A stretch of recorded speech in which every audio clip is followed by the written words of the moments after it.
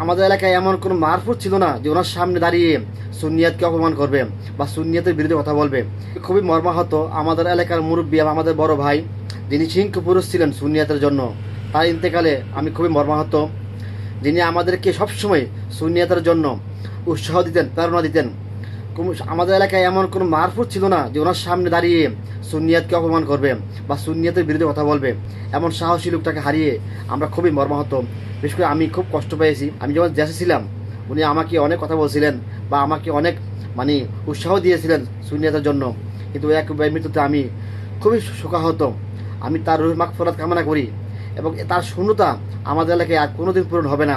ওনার মতো একটা সাহসী মানুষ আর হবে না, সুন্নি প্রেমিক। ওনাকে আমি সিংহ পুরুষ হিসেবে জানতাম, যে আমার এলাকাতে ওনার মতো সাহসী সুন্নি অত এলাকাতে আর হবে না। আর ওনার আগে ছিল না, আর সামনে হবে না।